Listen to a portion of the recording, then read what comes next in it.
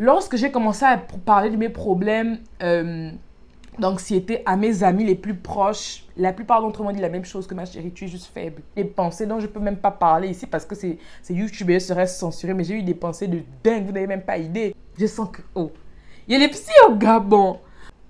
Un sentiment d'échec. J'avais l'impression que franchement, ma vie, limite, n'avait pas vraiment de sens. Coucou tout le monde, c'est Nolwenn, je vous souhaite la bienvenue sur No TV. J'espère que vous allez bien, moi ça va. J'ai fini ma session d'examen. Je vous avais prévenu il y a quelques temps que je n'allais pas pouvoir être vraiment régulière comme d'habitude. Donc ça fait environ un mois que je vous ai pas sorti de vidéo. Pour cela, je m'excuse. Alors vous avez vu le titre. Nous allons aller droit au but. Aujourd'hui, je vais faire une vidéo qui va parler d'un sujet très sensible, que ce soit pour moi, que ce soit pour plusieurs personnes. J'ai vraiment envie de parler aujourd'hui de la santé mentale. J'ai vraiment envie de vous expliquer comment personnellement j'ai pu me débarrasser de l'anxiété et les pensées toxiques. Parce que je me suis rendu compte que la santé mentale, surtout pour nous les Africains, pour nous les Noirs en général, c'est une chose tellement banalisée. Et j'ai donc eu envie de parler de mon cas spécifique pour vous expliquer un peu comment j'ai vécu ça, comment j'ai travaillé pour sortir de là et comment jusqu'à aujourd'hui je suis encore en train de continuer à faire un processus sur moi. Et comment franchement aujourd'hui je me sens, si je peux me permettre aujourd'hui de le dire, guérie. Bref, je vous conseille de rester jusqu'à la fin, les gars. Donc, je vais parler de comment j'ai vécu cela. Je vais vous parler des étapes, si je peux dire ça comme ça, parce que je pense que ça peut être un exemple, mais je pense aussi que chaque personne est différente. Donc, si vous pouvez vous inspirer de cela et peut-être modifier quelques trucs que moi j'ai fait et le faire un peu à votre sauce, ce serait bien.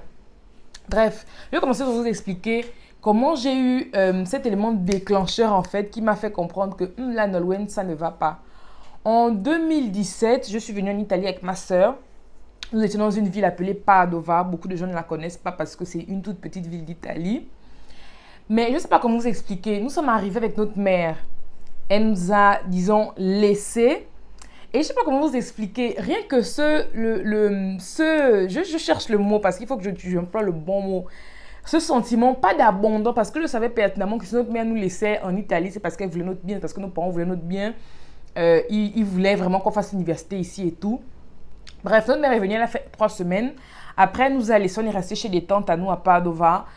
Et disons qu'au moment où ma mère est partie, franchement, moi, je suis juste pas une fille à papa, je suis une fille à maman. J'ai toujours été, je suis pas la dernière, mais j'ai toujours été, je sais pas, je peux peut-être dire, dans ma tête, comme un bébé en fait, bien qu'on était au lycée et tout ça, moi dans ma tête c'était maman fait ça pour moi, maman ceci, maman cela, voilà. Et le fait qu'elle nous laisse, ça a vraiment été, je sais pas, ça, je m'en suis bien rendu compte après en fait, mais je pense que ça a vraiment été l'élément déclencheur parce que bien avant et vivant au Gabon et tout, il y avait des choses, quelques trucs et tout qui avaient participé, qui avait contribué à mon anxiété, mais je ne m'en étais pas vraiment rendu compte. Mais le fait d'arriver en Italie, le fait d'être seule, bon, seule en gris parce que ma soeur et moi, le fait d'être à deux, c'est comme si on était une seule personne seule, parce que franchement, je vous assure qu'elle et moi, c'est complète. Bref, je pense que ça a vraiment été l'élément déclencheur qui a relevé, qui a révélé plein de choses. J'ai commencé à avoir des pensées vraiment, je vous assure, j'ai commencé à avoir des pensées vraiment très sombres. Tous les jours, j'avais peur, j'avais la boule au ventre, j'avais peur qu'à chaque fois qu'on m'appelle, ce soit pour m'annoncer une mauvaise nouvelle. En fait, pour moi, c'était comme si le fait que je ne sois pas avec mes parents à Libreville, il pouvait tout leur arriver. Je ne sais pas si je me prenais pour leur protectrice, en fait, je ne sais pas vraiment pour que je me prenais. Mais j'étais dans une anxiété pas possible, en fait. Quasiment tous les jours, j'avais l'impression que quelque chose de mal allait arriver à Libreville, vu que je n'étais pas là-bas. Et que je ne pouvais pas voir, en fait, je n'étais pas présente pour vivre les choses avec eux. C'était vraiment difficile. Et je pense que ma sœur, quelque part aussi, plus ou moins, a vécu les mêmes choses. Mais à chaque fois que mon téléphone sonnait, et je pense que c'était aussi le même cas pour elle, franchement, je vous dis qu'elle et moi, on est vraiment comme 2 pièces d'un même puzzle. À chaque fois que nos téléphones sonnaient, moi particulièrement, à chaque fois que mon téléphone sonnait, c'était un numéro du Gabon. Surtout quand c'était tôt le matin, je vous assure, les gars, j'avais l'impression qu'on m'appelait pour m'annoncer une mauvaise nouvelle. Et j'ai vécu ça pendant toute une année. Nous avons vécu ça pendant toute une année. Est-ce que vous imaginez un peu? Bref, après cette année, nous sommes venus à Turin. Normalement, nous sommes transférés à Turin. Je devais rentrer au Politecnico di Torino et elle à l'université degli Studi di Torino. Malheureusement, ça ne s'est pas bien passé pour moi et je n'ai pas pu rentrer au Politecnico di Torino. J'ai donc dû me retrouver Jésus-Christ, je me suis retrouvée à quitter ma soeur et mon frère parce que cette année-là, mon frère est également arrivé à Turin à quoi 1 ou 2 semaines de la rentrée. Et je me suis retrouvée là à Genova parce qu'il fallait que je fasse l'ingénierie. À cette époque-là, je m'étais inscrite en ingénierie chimie. Et vu que je n'ai pas pu rentrer au Polito, il fallait que j'aille dans la ville la plus proche qui pouvait m'offrir des cours d'ingénierie, quand même des cours, voilà quoi. Donc, je me suis retrouvée là à Genova. J'avais 17 ans, donc j'étais mineure. Il faut savoir qu'en Italie, quand tu es mineur, tu ne peux quasiment rien faire. J'avais 17 ans. Je ne pouvais pas demander la bourse, je ne pouvais pas demander la chambre universitaire, je ne pouvais rien faire. Dieu a fait en sorte que je rencontre une personne à Genova, une autre Gabonaise qui m'a beaucoup aidé, même si aujourd'hui on ne se parle plus. Mais il ne faut pas que je sois ingrate. J'avoue qu'elle a vraiment beaucoup participé au fait que je puisse m'intégrer et tout. Bref, pour revenir au sujet principal, l'année là a été pour moi une continuation de l'année de Padova parce que j'avais en tête que, attends Seigneur, donc j'ai quitté un endroit où j'étais pas avec toute ma famille pour venir à un endroit au moins où je suis, bon, au moins je suis toujours avec ma soeur et j'ai en plus mon frère, pour me retrouver encore dans une histoire bizarre d'une ville que je ne connais pas, de personnes que je ne connais pas. Bon, il y avait 2 personnes quand même, ma colocataire et puis un autre Gabonais, et puis après j'ai encore rencontré un autre Gabonais. Mais en fait, pour moi, c'était comme si, je ne sais pas comment vous dire ça, mais pour moi, c'était vraiment comme si je vivais à nouveau une séparation en fait. Et c'était vraiment, je vous assure que c'était difficile pour moi. Au début, je vivais chez la Gabonaise en question. Après, on a loué une maison, mais les premiers mois, j'ai vécu seule. C'était ma première fois de vivre seule. J'ai vécu seule pendant, je pense, 3 mois dans une maison de 2 chambres. Je vous assure que c'était tellement perturbant, les gars. J'avais 17 ans et j'étais un bébé à ça, maman, je l'avoue, aujourd'hui, je le reconnais. Mais vraiment, Dieu m'a permis, parce que franchement, je vous assure que si je n'avais pas Dieu dans ma vie, les gars, j'ai eu des pensées dont je ne peux même pas parler ici parce que c'est YouTube et serait censuré, mais j'ai eu des pensées de dingue, vous n'avez même pas idée. Et euh, c'était tellement difficile pour moi que même à l'université, on dirait que quelqu'un connaît chez moi, non. Même à l'université, j'avais quand même un condisciple de classe noire, donc c'était quand même une bonne chose, je restais que des Italiens. Mais j'avais déjà du mal à m'intégrer, j'avais du mal parce que c'était... Je dois préciser qu'à Padova, c'était notre année de langue. Voilà, c'était vraiment important. Padova, c'est notre année de langue, parenthèse, parce qu'il faut que j'ai oublié de préciser ça quand vous parlez de Padova. C'était notre année de langue et c'était dans une ville hyper raciste. Je remercie encore une fois le Seigneur de m'avoir donné une sœur parce que je vous assure que sans elle, je ne sais pas comment je m'en serais sortie. Bref, revenons à l'époque Genova. Donc, j'étais dans une école où il n'y avait pas beaucoup de noirs. J'avais quand même un condisciple de classe noire, un Camerounais, donc ça allait un peu. Mais c'était difficile. J'avais du mal à valider mes examens. De l'autre côté, je voyais mes condisciples de classe avec qui j'ai fait le lycée, qui étaient dans d'autres pays, qui étaient en France, qui étaient dans XY pays. Eux, je sentais qu'à l'école, pour eux, ça allait bien en fait. Moi, j'avais du mal. Je n'arrivais pas à étudier. J'étais anxieuse. J'avais vraiment un sentiment d'échec. J'avais l'impression que franchement, ma vie, limite, n'avait pas vraiment de sens. Je voyais les autres qui étaient là à Turin, je voyais notamment ma soeur. Il faut savoir que ma soeur, depuis que nous sommes au lycée, nous sommes dans la même classe depuis la 6e. Et les gens toujours eu tendance à nous comparer. C'est la raison pour laquelle, je ne pense pas que je l'ai déjà dit à quelqu'un, mais c'est la raison pour laquelle j'ai décidé de faire une filière complètement différente de la sienne. Je ne voulais plus cette comparaison. Franchement, j'aime ma soeur de toutes mes forces et ma soeur également m'aime beaucoup. Mais les gens ont toujours eu tendance à nous comparer et c'est une chose qui, franchement, n'a eu de répercussions positives ni pour elle, ni pour moi. Donc, j'ai vraiment choisi de faire une filière complètement opposée à la sienne parce que je voulais qu'on nous distingue en fait. Je voulais vraiment qu'on distingue les sœurs Sima en tout. Bref, pour revenir à Genova, l'université était vraiment difficile pour moi parce que d'un autre côté, je voyais mes amis avec qui j'étais très proche qui réussissaient à l'école. Je voyais ma soeur que ça allait. En fait, je me disais que qu'est-ce qui ne va pas chez moi en fait? Et l'anxiété augmentait, les pensées toxiques augmentaient. Des problèmes d'insomnie parce que lorsque tu te retrouves à 21h, 22h, 23h encore allongé sur ton lit, à te demander qu'est-ce qui ne va pas dans ta vie, à te demander pourquoi tu n'arrives pas à valider quelques matières, je vous assure que vous n'arrivez pas à dormir. Donc j'avais de gros problèmes d'insomnie et malheureusement je trouvais refuge dans la nourriture. Mais je ne prenais pas beaucoup de poids parce que je vivais dans un endroit qui avait une pente, franchement. Dieu est merveilleux. Je vivais dans un endroit, qui avait une pente, la salita de la Capra. Je ne peux jamais oublier ça. C'est en sorte que je marchais tous les jours. Donc, la nourriture que je bouffais, j'étais accro au kebab à l'époque, je ne peux pas oublier. La nourriture que je bouffais tous les jours, là, je la dépensais. Bref, Genova est fini, parce que je vais vraiment couper court. Je peux pas rentrer dans tous les détails de ce qui s'est passé à Genova. Genova est fini. J'ai réussi à faire le transfert pour venir à Turin. Donc à Turin, j'avais mon frère, ma soeur et j'avais également mon copain. J'ai pu me retrouver. Je vous assure que le fait de me retrouver à Turin, ça m'a... J'avais plus de problème d'insomnie. Je vous assure, j'avais vraiment...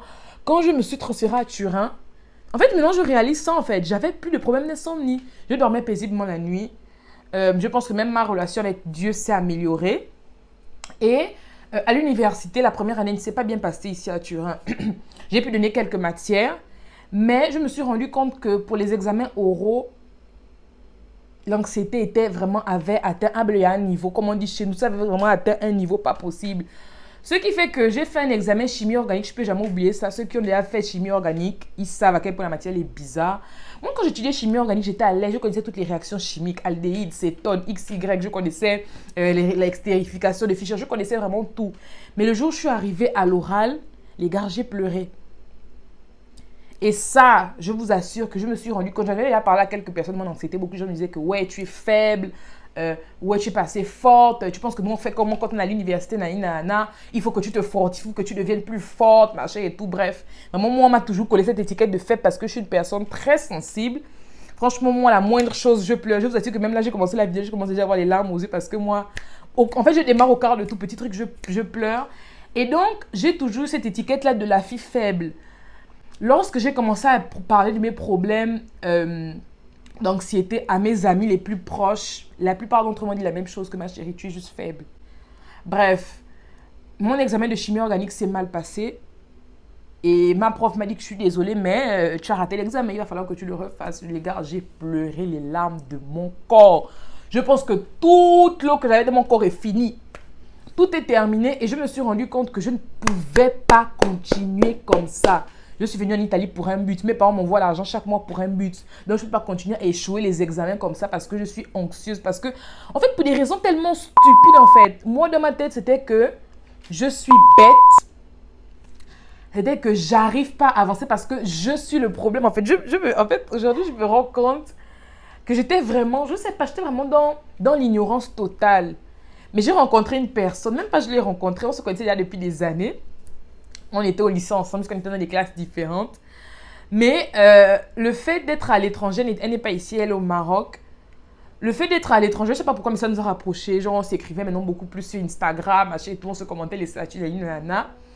Et je me suis rendu compte qu'elle et moi, on a beaucoup, beaucoup, beaucoup de points en commun. On a des manières de penser qui sont vraiment qui vont dans la même direction. Et un jour, je me suis sentie assez à l'aise pour lui expliquer mes difficultés. En fait, je lui ai expliqué mes pensées toxiques. Je lui ai expliqué le fait que j'étais anxieuse à l'école. Je lui ai expliqué le fait que j'avais l'impression que tout ce que je touchais ne réussissait pas. Je lui ai expliqué le fait... En fait, je lui ai ouvert mon cœur, en fait. Elle m'a dit, mais Nolwenn, c'est bête, mais j'ai traversé plus ou moins les mêmes choses.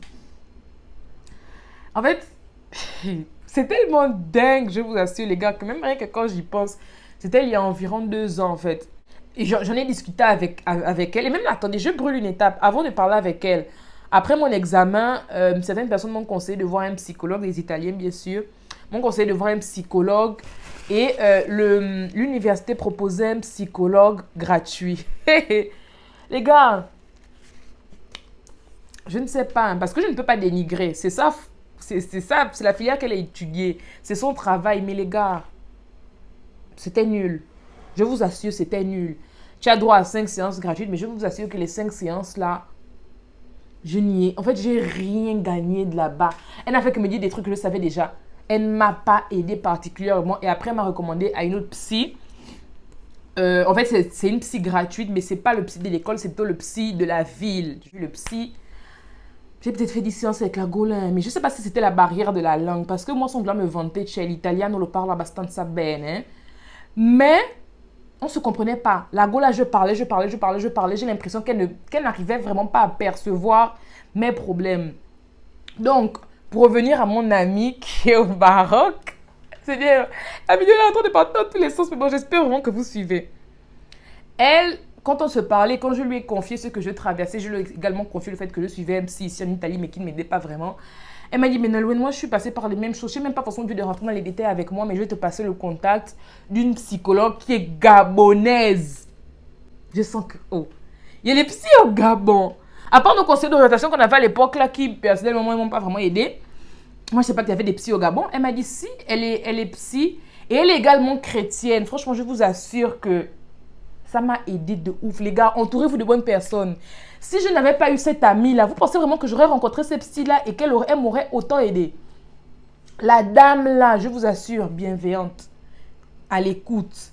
En fait, je ne sais pas comment dire. Franchement, cette femme, parce que c'est une femme, cette psychologue-là, elle était, je ne sais pas, elle est vraiment, je ne sais même pas comment dire, parce que les séances avec elle sont terminées, vous voyez, mais elle est toujours disponible. Si tu as un souci, si quoi que ce soit, elle est disponible à répondre à tes messages et tout. Franchement, cette dame, que Dieu la bénisse, franchement, elle m'a aidé, les gars, rien que dans les 2 premières séances, on est remonté à des problèmes que j'avais, dont je ne peux pas parler, c'est pas que ça ne concerne pas que moi, ce sont aussi des problèmes personnels, vraiment, qui ne concernent pas que moi, donc je ne peux malheureusement pas vous en parler.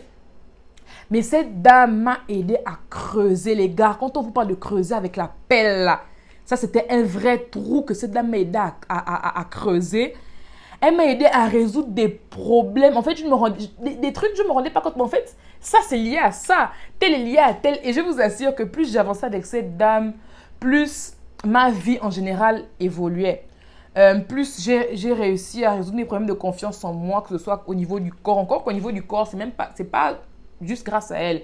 Bien avant de la rencontrer, j'avais déjà commencé à régler plein de problèmes de confiance en moi niveau corps parce que, disons que j'ai une mère extraordinaire, j'ai une soeur extraordinaire et je vous assure également, la personne avec qui je suis en relation, rien à dire, je lui donne chapeau. Je ne sais pas comment il a pu supporter une personne comme moi. De toute façon, au début, j'avais des problèmes de confiance en soi. Là, bref, c'est pas trop le sujet du jour, mais bon. Cette dame-là, les gars, je vous assure, je ne sais pas comment, je ne sais même pas quoi lui dire. Parce que même merci ne suffirait pas. Les problèmes psychologiques, les problèmes mentaux, je vous assure, les gars, ça détermine tellement ton comportement, tes résultats, ton comportement avec les autres en société, ton travail. Ça détermine tellement de choses dans ta vie que quand j'ai terminé les séances avec cette femme-là, jusqu'à aujourd'hui, parce que à part les séances avec cette dame, je priais beaucoup. Étant donné qu'elle est chrétienne et qu'elle m'a d'abord demandé, franchement, elle m'a demandé, est-ce que tu es chrétienne pour savoir si elle peut aussi me conseiller des versets bibliques et tout. Mais je ne dis pas que c'est juste une psy pour des chrétiennes. Non. Franchement, elle aide tout le monde. Elle aide beaucoup des jeunes. Et moi, elle m'a juste demandé, en fait, si je suis chrétienne pour savoir si elle pouvait me conseiller aussi des versets bibliques et tout. Donc, il y avait également ma propre volonté, en fait, qui a joué un grand rôle là-dedans. Les gars, c'est pas un truc de 2 jours. C'est pas un truc d'1 mois, c'est pas un truc de 2 mois, c'est un truc qui se travaille sur le temps. Je vous parle de pensées toxiques qui m'empêchaient de dormir. Je vous parle d'anxiété qui m'empêchait de valider des examens. Je vous parle de problèmes de confiance qui m'empêchaient d'avoir des relations saines avec les gens parce que j'avais toujours peur que, bon, cette personne va se lasser de moi et va m'abandonner. Je vous parle de sujets tellement... En fait, je ne sais pas comment j'ai pu vivre pendant des années dans cet état, en fait. Et un truc très important que j'ai vraiment encore envie de souligner avec vous les gars, c'est que entourez-vous des bonnes personnes. Si vous vous entourez de personnes qui vous rappellent tous les jours à quel point vous êtes faible, encore que vous n'êtes même pas faible, personne n'est faible. Je vous dis ça, personne n'est faible. Même si vous pleurez à tout bout de champ comme moi là, vous n'êtes pas faible, vous êtes juste sensible.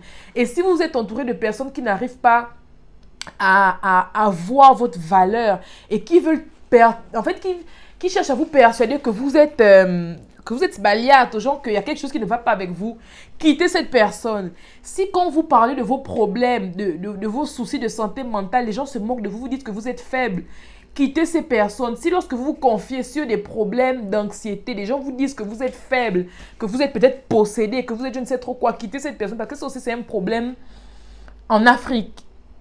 C'est que lorsque tu parles de ta santé mentale, pire encore lorsque tu es chrétienne, on va te dire que c'est le diable. On va te dire que ce sont des esprits malveillants qui te perturbent.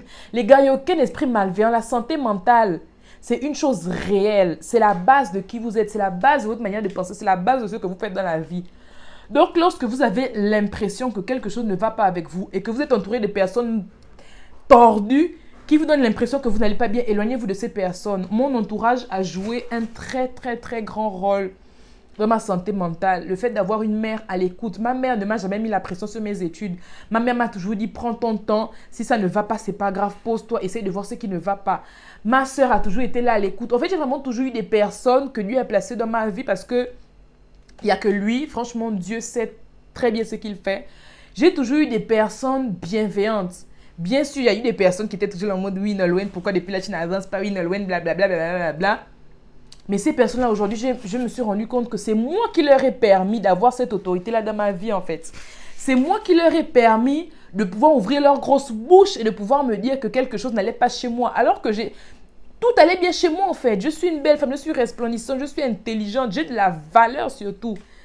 Et le fait d'être entourée de personnes qui m'ont aidé, qui m'ont permis d'avancer, de trouver cette psy, qui m'ont permis de moi-même travailler sur qui je suis réellement, je vous assure que ça a été la clé de mon avancement. Je ne dis pas qu'aujourd'hui, je suis trop la femme, je ne sais pas trop, power woman, non, je ne dis pas ça. Je dis juste qu'aujourd'hui, je ne suis plus comme à cette époque-là. Aujourd'hui, je sais que j'ai de la valeur. Aujourd'hui, je sais que je suis intelligente. Aujourd'hui, je sais que je ne suis pas faible. Aujourd'hui, je sais qui je suis en fait. Aujourd'hui, je sais que moi, Nolwenn Sima, je ne vaux pas moins que d'autres personnes. Je sais que, en fait, je sais que mon problème à cette époque, c'était juste que dans la tête, ça n'allait pas vraiment. C'est tout, en fait. Donc, j'ai vraiment tenu à vous partager ça aujourd'hui. La vidéo est longue, mais je vous conseille encore une fois de la regarder jusqu'à la fin. J'ai tenu à vous en parler aujourd'hui parce que je trouve que la santé mentale est une chose trop importante pour la banaliser, les gars. Prenez le temps de travailler sur votre santé mentale. Voyez des professionnels. Les psychologues là, leur diplôme qu'ils ont là, c'est pas pour rien. Voyez des psychologues. Si vous n'êtes pas à l'aise avec un psychologue, je ne sais pas, changer de psychologue, je ne sais pas trop quel conseil vous donner, mais voyez des personnes qui sont... c'est quoi le terme? Qui sont légitimes, hein, je crois que c'est ça le terme. Vous voyez des professionnels. Arrêtez d'aller vous confier à Samantha, à Grégoire ou à XY qui vous donnent juste des conseils, gens qui passent vite fait. Voyez des professionnels de santé.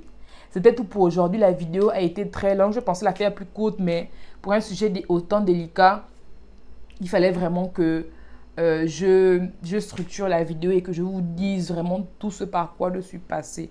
J'espère que la vidéo vous a plu. N'oublie pas, like la vidéo, abonne-toi et partage. Donne-moi ton avis en commentaire et partage-moi ton expérience. Bisous, à la prochaine.